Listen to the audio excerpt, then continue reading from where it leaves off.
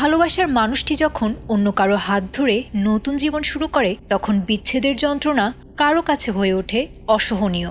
কিন্তু সেই যন্ত্রণা যখন রূপ নেয় চরম প্রতিহিংসায় তখন তা কতটা ভয়াবহ হতে পারে তার এক শিউরে ওঠার নজির দেখিয়েছে ভারতের অন্ধ্রপ্রদেশ।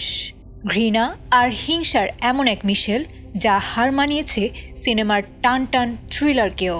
এটি কেবল একটি বিচ্ছেদের গল্প নয়, বরং এক সাজানো দুর্ঘটনার আড়ালে সুপরিকল্পিতভাবে মরণ ব্যাধি ছড়িয়ে দেওয়ার নিষ্ঠুর উপাখ্যান। ঘটনার মূলে রয়েছেন ৩৪ বছর বয়সী বসুন্ধরা। সাবেক প্রেমিক অন্য এক নারীকে বিয়ে করায় তার ভেতরে দানা বেঁধেছিল তীব্র ক্ষোভ, আর সেই ক্ষোভ থেকেই তিনি বেছে নিয়েছিলেন এক ভয়ঙ্কর পথ।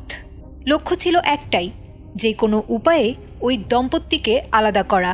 আর সেই পরিকল্পনায় হাতিয়ার হিসেবে বেছে নেওয়া হয়েছিল মানবদেহের সবচেয়ে ঘাতক ভাইরাস HIV। এই নারকীয় মিশনে বসুন্ধরা একা ছিলেন না, সহযোগী হিসেবে পাশে পেয়েছিলেন আদনির এক বেসরকারি হাসপাতালের নার্স কঙ্গি চৌতি এবং তার 2 সন্তানকে। গবেষণার অজুহাতে সরকারি হাসপাতাল থেকে সংগ্রহ করা হয়েছিল HIV আক্রান্ত রোগীর রক্ত।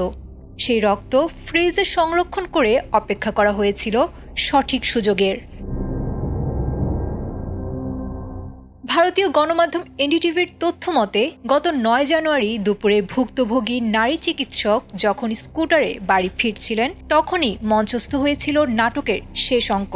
পেছন থেকে মোটরসাইকেলের ধাক্কায় ফেলে দেওয়া হয়েছিল তাকে। এরপর সাহায্যের ভান করে এগিয়ে এসেছিলেন বসুন্ধরা ও তার সহযোগীরা।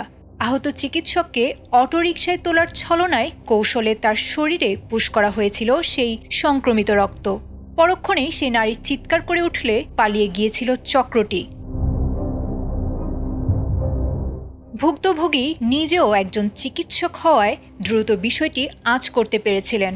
তার স্বামীর দায়ের করা অভিযোগের ভিত্তিতে পুলিশ ইতোমধ্যে তদন্তে নেমে অভিযুক্ত 4 জনকে গ্রেফতার করেছে। বর্তমানে তারা স্ত্রী ঘরে থাকলেও এই ঘটনা জনমনে তৈরি করেছে চরম আতঙ্ক আর ঘৃণা।